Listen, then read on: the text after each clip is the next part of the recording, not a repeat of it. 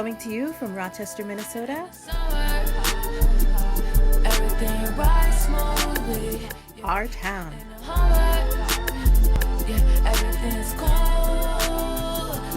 Welcome to our town and to my dining room. While much has changed in our world, our town still has its sights set on what's new and next here in Rochester, especially as we face ongoing challenges due to the pandemic, as well as renewed struggles for social justice across our country and certainly in our community.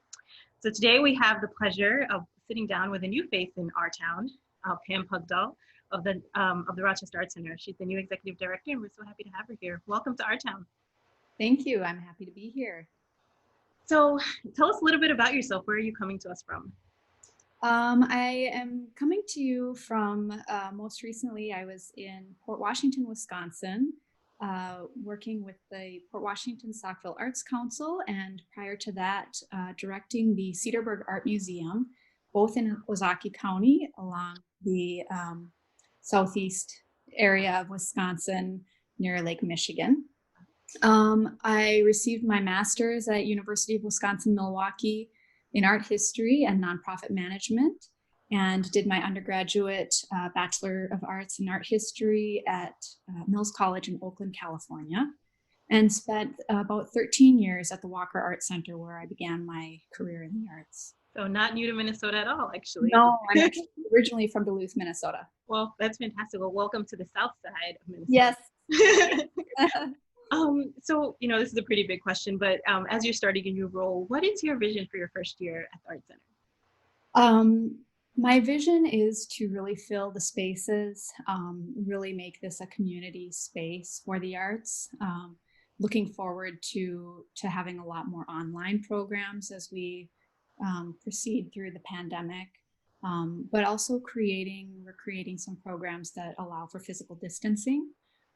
I think that what people will be able to see, and is happening already, is that we are filling the building with art, and so excited to be activating these spaces. It's so exciting to be open to the public again. We opened last week, and it's just attendance is not booming, so I feel like it's a safe place to come and visit and explore the arts and explore really current topics through the arts. Great. Well, yeah, let's talk a little bit about the reopening earlier this month. Can you tell us what's new? What can people expect when they come visit now? Yeah. So in terms of exhibitions, we have 4 exhibitions on site, and we have the Prescription Gardens with Jess Hirsch off-site. They're around town.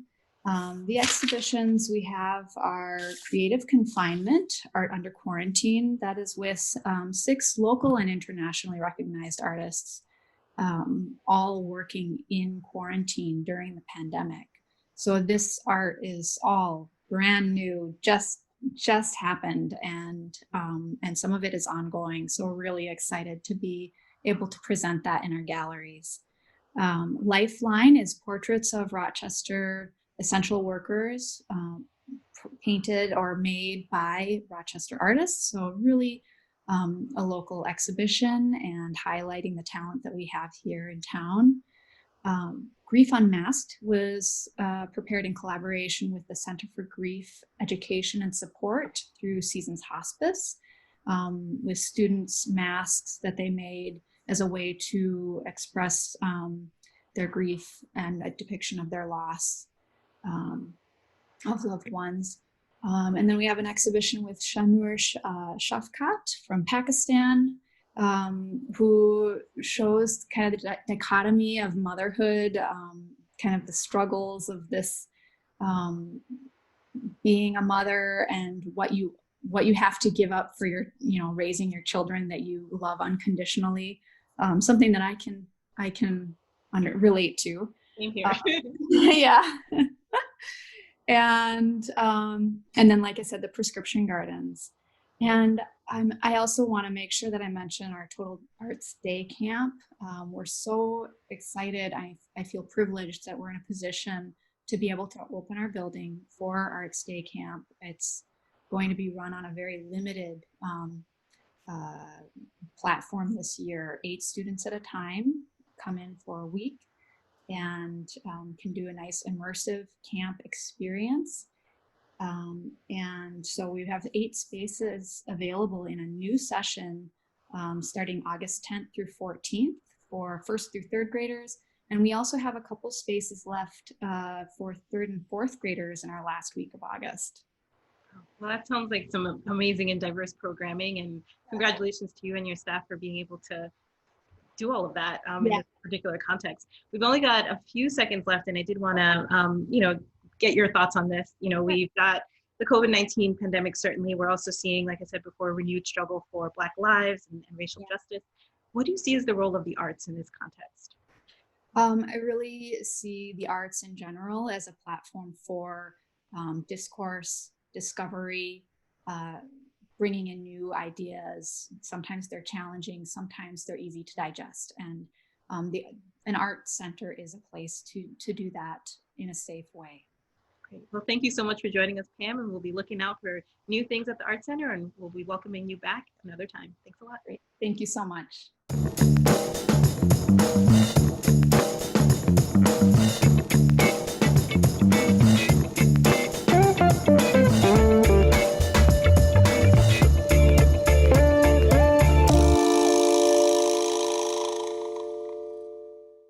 Our Town is brought to you in part by the following amazing people and organizations: the Minnesota Arts and Cultural Heritage Fund and the citizens of Minnesota, and the members of KSMQ Public Television.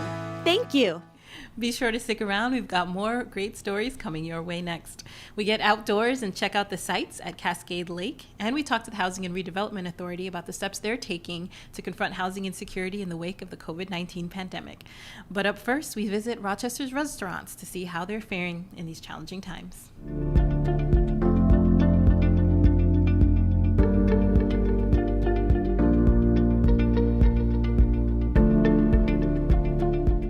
We were having a pretty good winter. Once that COVID hit, boy, it just fell off a cliff. We were down anywhere from 70 to 80%.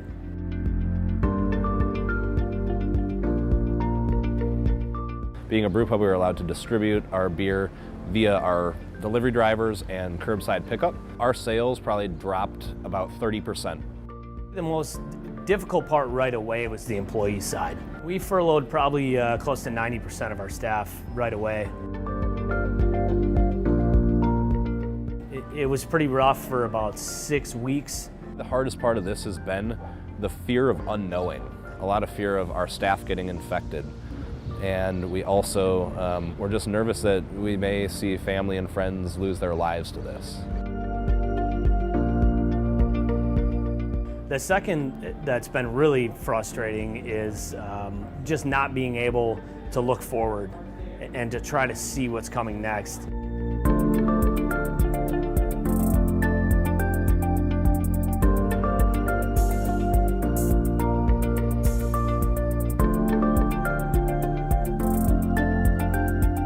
Certainly we heard feedback immediately that is not going to be enough. I think what's key for our business is you have to have consistent volume to make the restaurant and bar business work. I don't have sidewalk space. I'm on the 2nd floor of a building. How is that going to affect me? People's locations where they can't have a patio, it's just not going to be sustainable. We've loosened some rules and regulations and allowed very quick permitting so that businesses could use streets, could use more of a sidewalk, could perhaps use someone else's property. So we're trying to be really flexible in order to allow those businesses to be able to make ends meet under the current guidelines. What we'd like to see the governor do is at least give us 25%. I mean, I don't think that's much to ask.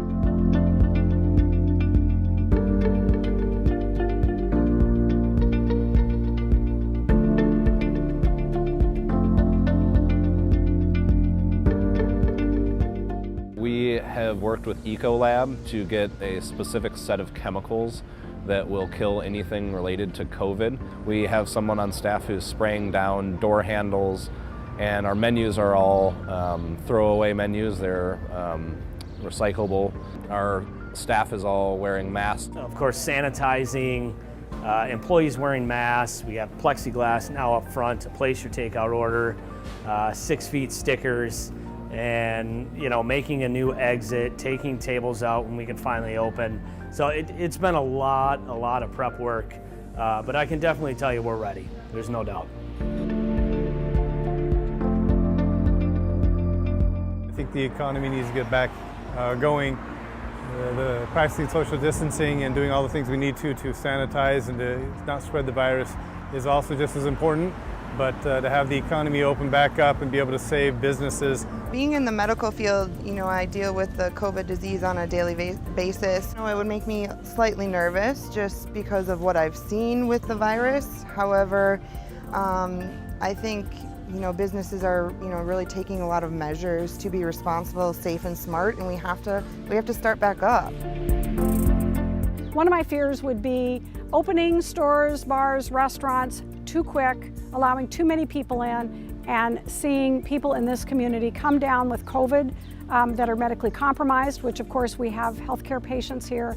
The elderly that live in senior living facilities, that's my fear, and that we would see such a loss of life that would be devastating to this community. On the other hand, my second fear, if we don't do something to help our area businesses open up and be able to employ people, the economic impact on our community will also be devastating. So it is finding this fine line, and that's what I was trying to ask the governor. Help me find the fine line so that businesses can make money, but we can keep people safe.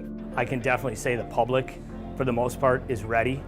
And, for us, what it really comes down to is it's still a choice to go out to eat, So if you don't feel comfortable, if you walk into a place and see bad practices, you walk straight out the door.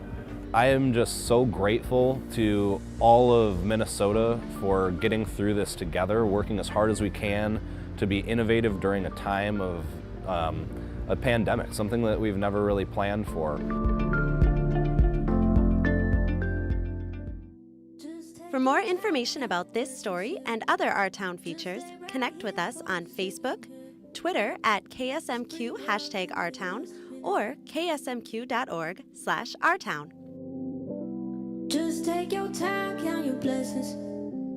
Just lay right here for a second. Times are uncertain, and we all have to do our part to ensure the safety of our neighbors. As you can see, our setting has changed a little, and for the foreseeable future, we'll be conducting all of our interviews remotely and doing our best to slow the spread of COVID-19 here in southern Minnesota. As of July 1st, Rochester's Clean and Safe Ambassador program has launched. Cleaning ambassadors will work within RDA's 44-block district, focusing on sanitizing high-touch areas in public spaces, power washing sidewalks, picking up litter, pulling weeds, and removing graffiti. The launch of the program's safety portion will be postponed until it's safe to do so. And to learn more about this program and how you can get involved, check out the Downtown Alliance website at downtownrochestermn.com. And of course, in a pre-COVID world, our downtown would be filled with vendors, art, music, and a thriving community this summer. While that isn't quite safe today, Thursday's Downtown hasn't disappeared. This summer, Thursday's Downtown has gone virtual. With a virtual marketplace for handmade arts, crafts, jewelry, and decor, a collection of local delicious food and beverage options, and live music performances on the Thursday's Downtown Facebook page, all the things you love about Thursday's Downtown are still available while staying safe. So check out virtualthursdaysdowntown.com and support our downtown community in this time.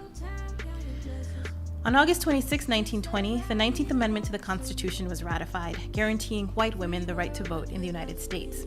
To celebrate the 100th year anniversary, the History Center's new exhibit, The Onward March of Suffrage, is now open. The suffrage movement was a 72-year struggle for women who overcame barriers, setbacks, and internal struggles that almost broke the movement. These women certainly made history, so you can try your hand at practice ballots and take a selfie with a suffragette at the History Center.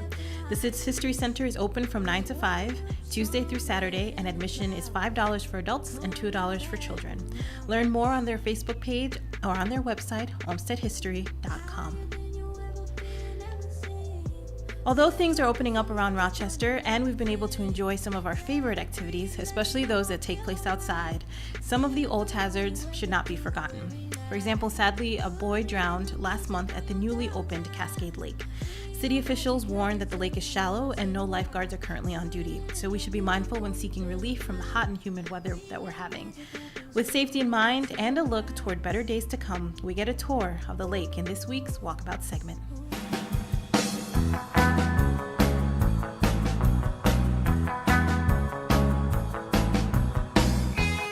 Danielle Teal from Our Town Walkabout. I'm excited to be at the gorgeous Cascade Lake. It's brand new, and we're going to find out how it got created from Mike Nigber from Rochester's Park and Rec. We just opened this project up here just about 3 weeks ago, and along with COVID and shutting down of the pool areas and Foster Errands, we thought this was an opportune time to look at Cascade Lake to open this area up. About 25 years ago, some master planning efforts went into looking at the park and what it should be used for. During the next 20 years, some trails got built, some sewer lines got rerouted, power lines got rerouted. The major infrastructure for allowing the park to be developed kind of happened. Having aquatics on a 90-degree day is perfect. I mean, people want to have something to do outside, especially near water, like you said earlier on. People like to be near water if they can't enjoy it altogether. This provides both. You can look at it and participate in it. So we have an undefined swimming area. This is a swimming access location, so once you get into the water, you can swim out as far as you want to at this point in time. We've not said you can't. We may at some point in time, but really you can recreate in the water all you want to. The gradual slope goes out to about 5 foot of depth underwater, so again, an elevation of 5 foot below water. From there, it does drop off a little steeper, but you should be swimming by about that elevation anyways. Kayaking, boating, fishing, all non-motorized is allowed out in Cascade Lake. So a lot of very positive comments about Cascade Lake, both the park itself, the amenities, the kids' play area, the art installations, the carvings in the upside-down trees. So it's standard park hours for the beach area and for the park itself. So daytime hours, basically dawn to dusk, is what's available. It was fun chatting with Mike. I'm excited about having some more fun in the sun. This is Danielle Teal with Our Town Walkabout.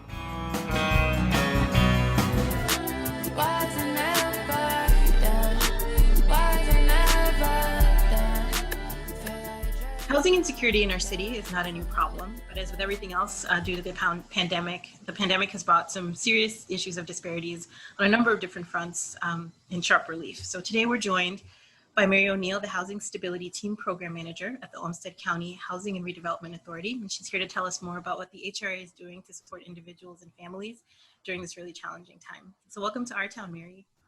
Thank you. Thank you for having me.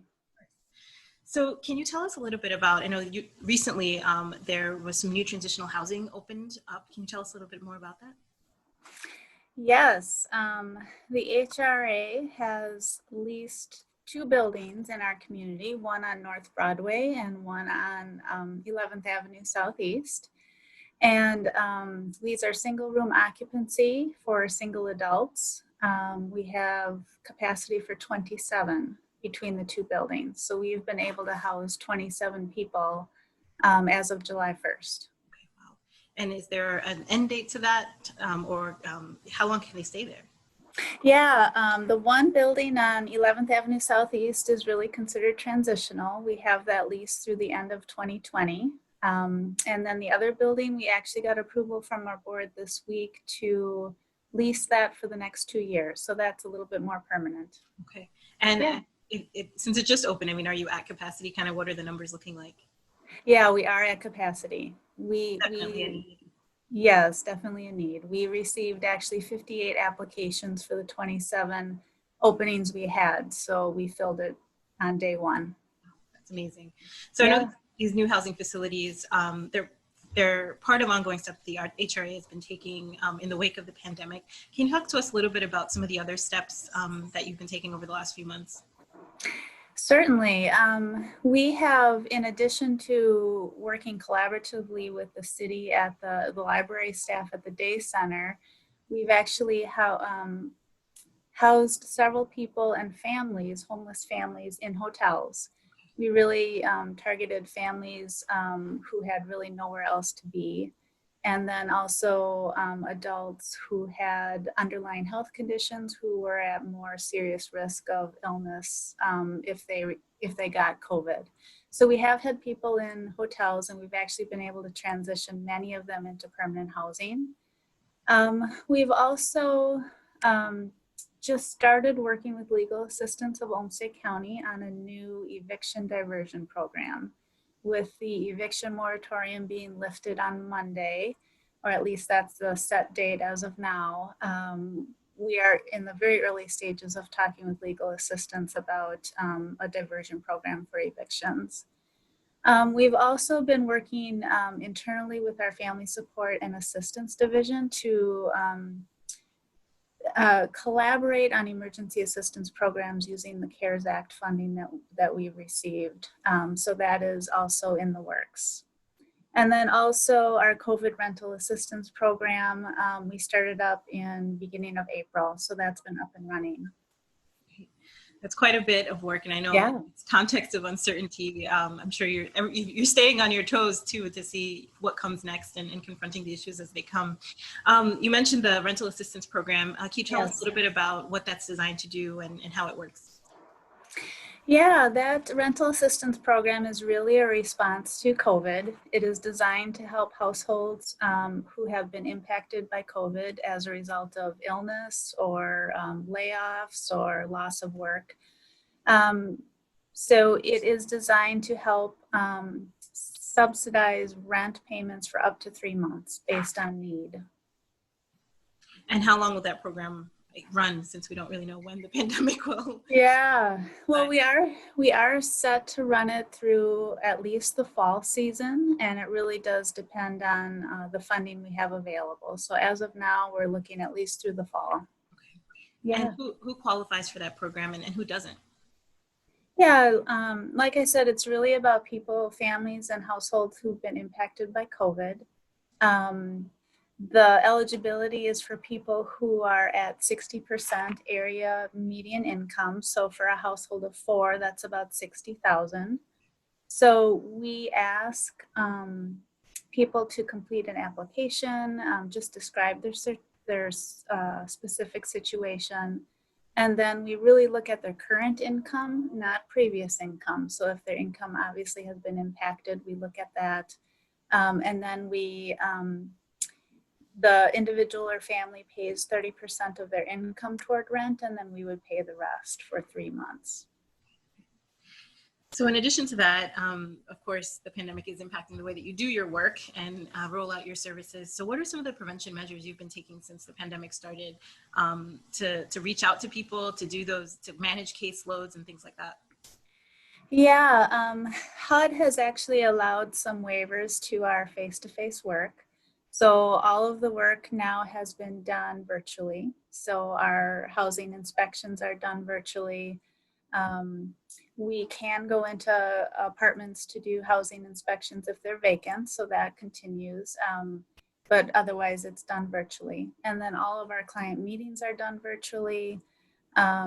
Documentation can be signed virtually. So we really technology has assisted us with all of that.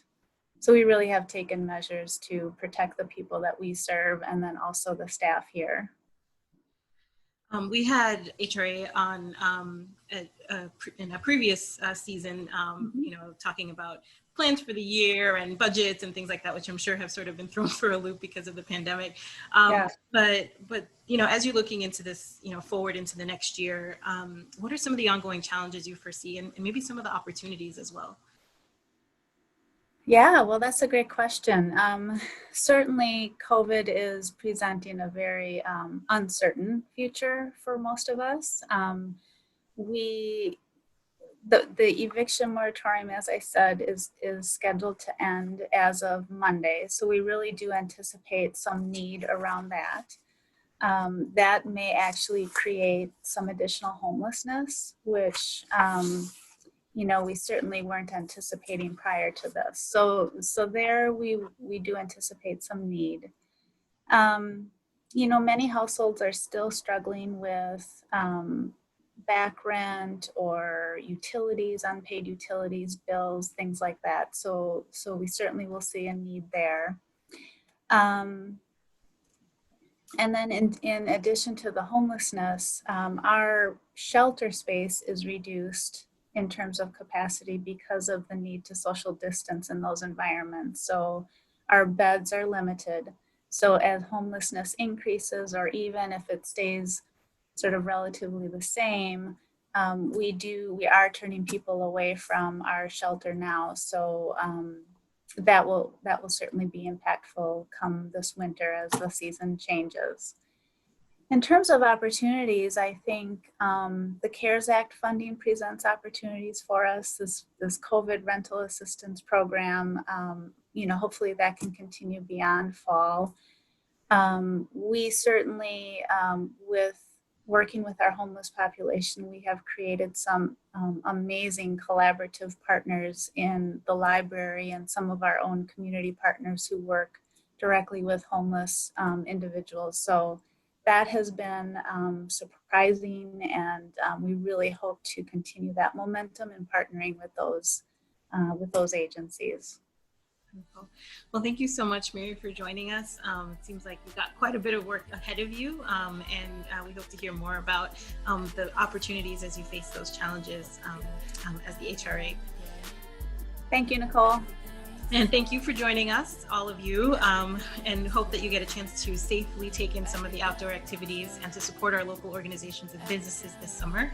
And that's all for us today from Our Town, the show about Rochester. Be safe and stay well. We will see you next week.